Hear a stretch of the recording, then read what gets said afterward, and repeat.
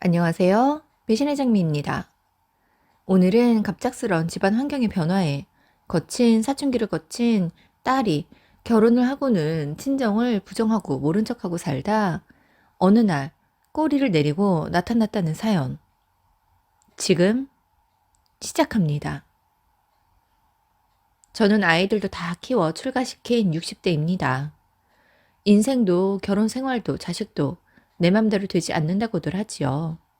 쉽고 편한 삶을 사는 사람 없고 고민 하나쯤 없는 사람도 없겠지만 저도 정말 살아온 인생이 그리 쉽지만은 않았습니다. 결혼해서 사업을 시작한 남편은 세상 부러울 것 없을 만큼 승승장구했었습니다. 하지만 조금만 한 번만 더를 외치며 사업을 무리해 확장하다 그만 사업은 엎어졌고 아이들이 초등학생이라 한창 돈이 들어갈 그 무렵부터 저희 집은 힘들어지게 되었습니다. 50평대 아파트에 살다 하루아침에 10평대 반지하로 이사를 가야만 했습니다. 우리가 지낼 집이 있다는 것만으로도 그저 위안이 되었지요. 어른들이야 상황을 알고 받아들이며 다시 적응해 간다지만 아이들은 그렇지 못했습니다. 갑자기 달라진 환경에 힘들어 했습니다. 왜 이런 집에서 살아야 하냐고. 왜 먹고 싶은 걸 마음껏 못 먹냐고. 이전처럼 여행 가고 싶다는 말들도 했습니다. 하지만 여의치 않았어요. 미안하다는 말 말고는 해줄 수 있는 말이 없었습니다. 집안이 망하고 2년 뒤 아들이 중학생이 되었고 지독한 사춘기가 왔었습니다. 너무 힘들었어요. 밖으로만 돌며 학교 생활도 열심히 하지 않은 아들을 어쩔 방법이 없더라고요. 달래도 보고 혼도 내보고 내버려 두기도 했지만 사춘기가 빨리 지나가길 바라는 수밖에 없었습니다. 남편은 자신으로 인해 어려워진 집을 일으키겠다며 밖으로 돌며 일하기 바빴습니다. 뭘 하고 돌아다니는지 집에 안 들어오는 날도 허다했지요. 대신 월급은 꼬박꼬박 주었지만요. 아들의 사춘기가 끝나갈 무렵 딸의 사춘기가 시작되었고 밖으로만 돌던 아들과는 달리 딸은 말과 행동으로 절 힘들게 했습니다. 제 말은 모두 무시하면서도 필요한 게 있으면 요구를 했고 수시로 용돈을 달라고 했습니다.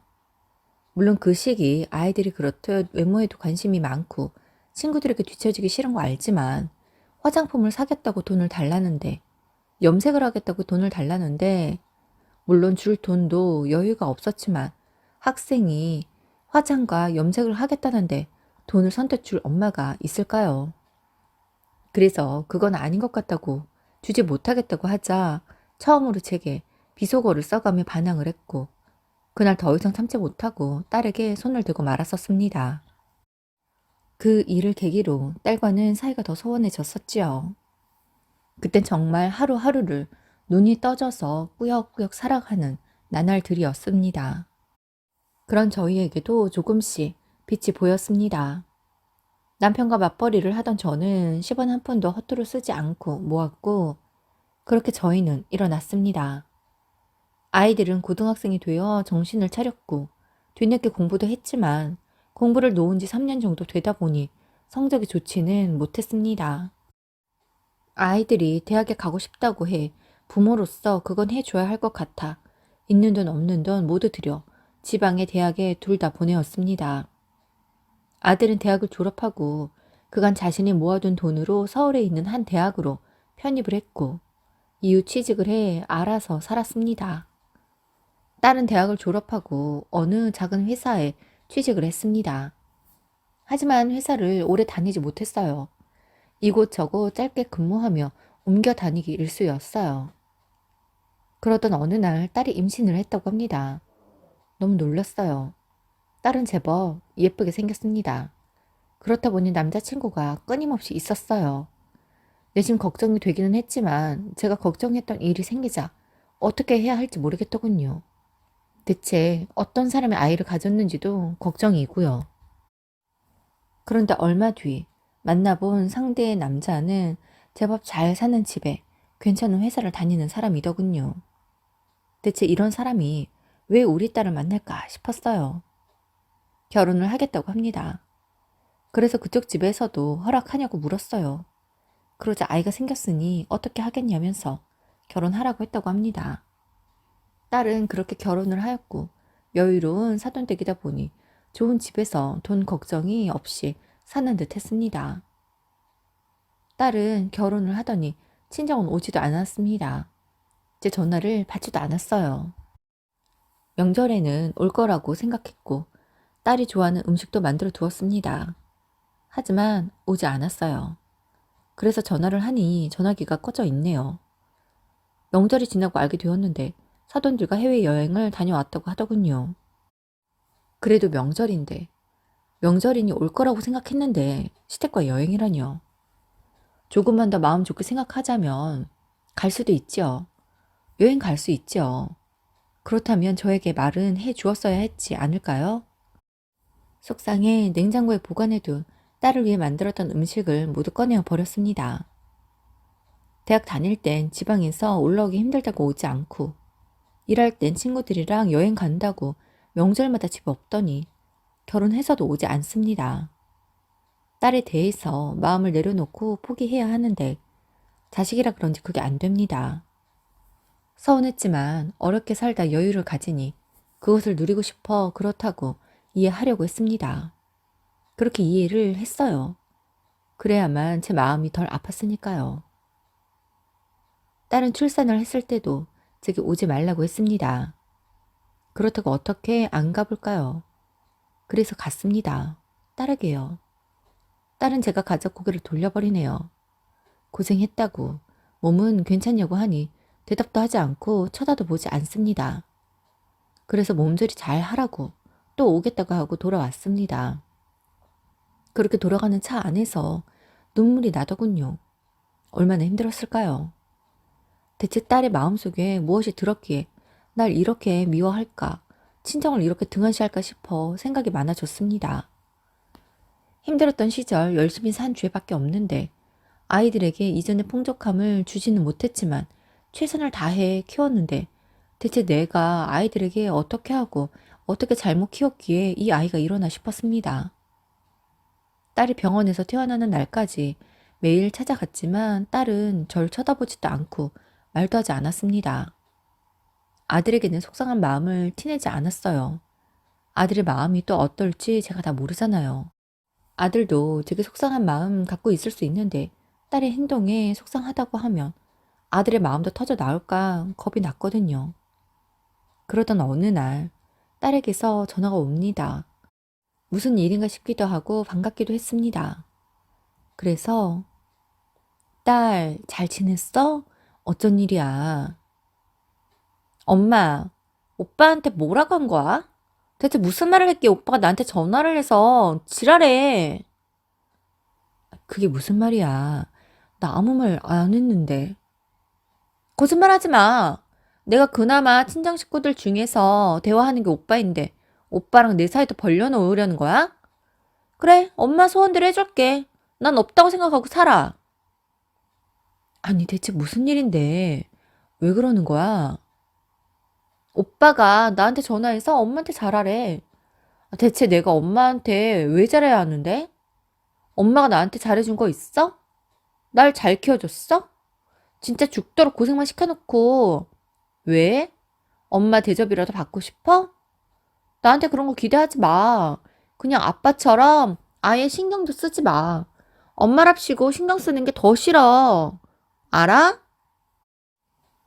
너는 그렇게 생각하는지 몰라도 나는 최선을 다해서 널 키웠어. 아빠 일이 어려워지면서 계속해서 풍족하게 키워주진 못했지만 우리가 갖고 있는 선 안에서는 최선을 다했다고.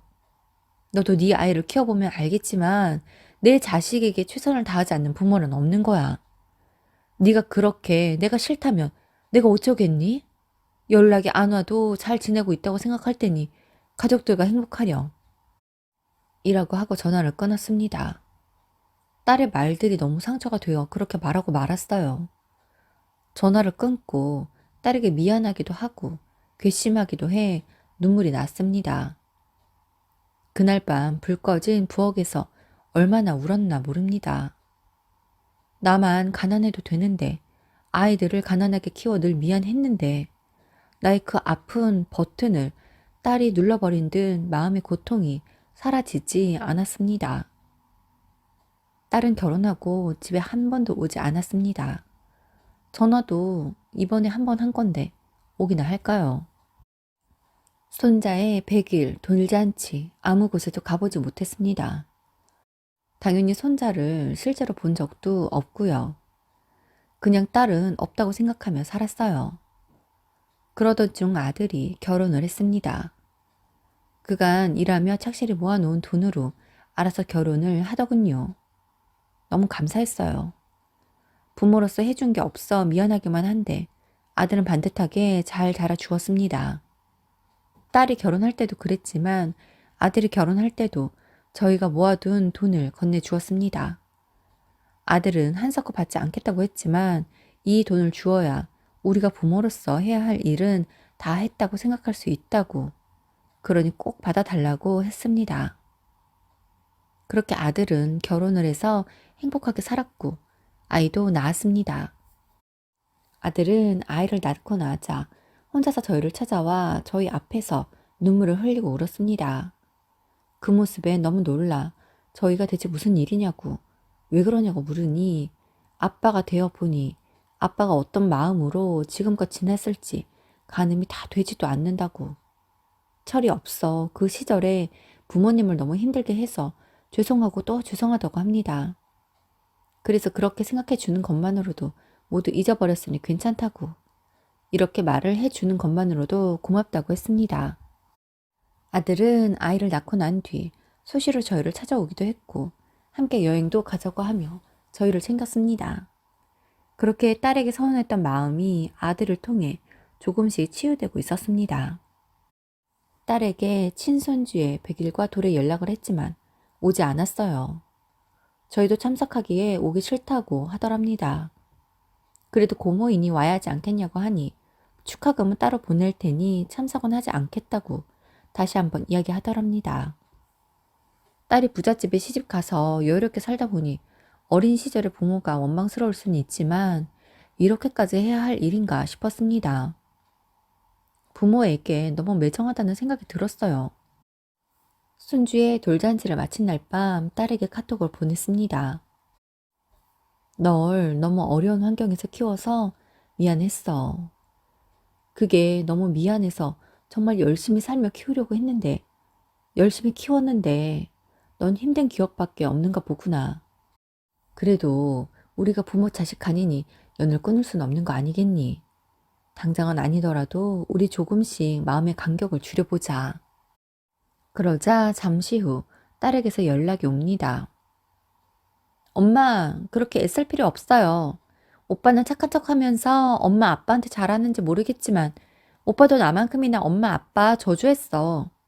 엄마랑 아빠가 더 열심히 살았으면 우리가 그때 그렇게 고생했겠어? 나 임신 다 계획적이야. 더는 고생하기 싫어서 이 사람 아이 가져서 결혼한 거라고. 그러니 더는 나한테 연락하지 마. 나 지금 너무 만족하고 행복한 삶을 살고 있거든. 그냥 딸 없다고 생각하고 살아요. 라고 하고는 더 이상 제 카톡에 답장을 하지 않습니다. 그렇게 딸과의 인연이 끊겼습니다. 그 뒤로 3년 뒤 딸에게 연락이 왔습니다. 평생 안 보고 살 것 같더니 무슨 일인가 싶어 한참을 고민하다 전화를 받았습니다. 어쩐 일이냐고, 잘 지내냐고 하니 이혼을 했다고 합니다. 대체 무슨 말인가 싶었어요. 그래서 왜 이혼을 했냐, 무슨 일이냐고 물으니 대답은 하지 않고 조금 있다 집으로 오겠다고 하더군요. 그간 딸이 해온 행동이 있기에 어찌 해야 하나 싶었지만 자식이 결국 돌아올 곳은 부모이기에 그리 모질게 해놓고도 연락한 거 아닐까요? 그래서 오라고 했습니다. 잠시 뒤 딸은 손자와 함께 집에 왔습니다. 행색도 초라하고 힘들어 보이더군요. 우선은 따뜻한 밥을 해서 먹이고 손자를 재우고 본격적인 대화를 했습니다. 딸은 한껏 풀이 죽은 듯 말을 합니다. 이혼을 당한 것이라고요. 그나마 자신이 가진 것이 없어 위자료며 이런 거 내지 않는 조건으로 아이를 데리고 나가라고 했다는 겁니다. 그래서 아이를 그렇게 쉽게 포기하더냐고 하니 아이가 사위의 아이가 아니라고 합니다. 너무 깜짝 놀랐어요. 그래서 어떻게 된 일이냐고 물으니 자신도 사위의 아이인 줄 알았는데 얼마 전 아이가 사위를 전혀 닮지 않은 것 같다며 의심을 하던 사위가 친자 검사를 했고 친자 불일치로 나오는 바람에 이혼을 당했다고 합니다. 그 말을 듣는데 하늘이 무너지는 것 같더군요. 대체 왜 그런 실수를 했는지, 왜 그런 짓을 했는지 말입니다. 대체 제가 전생에 무슨 죄를 많이 지어 이렇게 인생이 고난한지 모르겠습니다. 그 소식을 듣고 아들이 집에 찾아왔습니다. 그리고 딸에게 야, 너 여기가 어디라고 찾아와?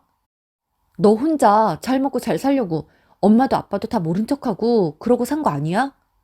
네가 실수해서 이혼 당했으면 살란 네가 혼자 알아서 살아야지. 여기는 왜 찾아온 건데? 왜? 이제 와서 엄마한테 애 키워달라게? 아버지 돈으로 먹고 살게? 야, 꿈깨. 내가 그 꼴 못 봐. 그래, 나도 부모님한테 속상한 마음 많이 컸어. 우리 잘 살았었잖아. 그러다 하루아침에 생활이 바뀌었을 때 받아들이기 쉽지 않고 힘들더라고. 그래서 방황도 많이 했어. 그런데 지방에서 대학 다닐 때 혼자 있어 보니 외롭더라. 부모님이 그때 힘들다고 우리 고아원에라도 보냈었으면 평생 외롭고 상처가 되었을 건데 우리 포기하지 않고 끝까지 손 잡아주셔서 우리가 이렇게 컸구나 싶었어. 그래서 공부하면서 일도 해서 편입한 거야. 그런데 아이를 낳고 나니 시각이 또 달라지더라고. 이렇게 소중한 아이에게 힘든 환경을 주어야 하는 부모님의 마음이 어땠을까 싶으면서 지난날 내 행동을 반성하게 되더라고. 그런데 넌 안 그랬어? 그래서 그렇게 행동한 거지? 그러면 혼자 알아서 잘 살아. 왜 비비러 온 거야? 엄마, 나 얘 여기 있으면 내가 앞으로 안 올 거예요. 그리고 아버지, 얘 금전적으로 지원해주면 나 아버지 안 봐요. 라고 합니다. 그 말에 생각이 많아지더군요. 딸을 모른 척 할 수도 없지만 다 받아주지도 못하겠더군요. 그래서 딸에게 2달의 시간을 줄 테니 우리 집에서 지내지만 알아서 살라고 했습니다. 그리고 2달 안에 집을 구해 나가라고 했어요. 저희는 먹는 것만 공유하고 모든 생활을 따로 했습니다. 딸에게 방 하나를 새 준 셈 쳤어요. 딸은 저희 집에서 지내는 동안 제게 무척이나 잘 하려고 했습니다. 하지만 제 마음이 약해질까 받아주지 않았어요. 저희와 처음 만난 손자는 쉽게 곁을 주지 않았어요. 손자의 그런 모습에 딸이 손자가 우리에게 애교를 부리도록 시키기에 그러지 말라고 했습니다. 손자도 무언가 불편해 보였기에 어른의 강요가 힘들까봐 그랬어요. 그렇게 2달 뒤 딸은 약속대로 집에서 나갔습니다. 그 모습에 속으로는 마음이 짠했지만 딸이 극복해야 할 시간들이라고 생각했습니다. 그 일이 있고 첫 명절, 딸이 집에 오더군요. 명절은 명절이니 눈치 주지 않았습니다. 아들 가족도 오니 처음으로 명절이 북적북적합니다. 언젠간 딸과의 사이에 있는 골도 조금씩 옅어지겠지요. 그러면 다시 예전으로 돌아갈지 모르겠어요. 하지만 조급한 마음에 그 시계를 너무 이르게 잡지는 않으려고 합니다.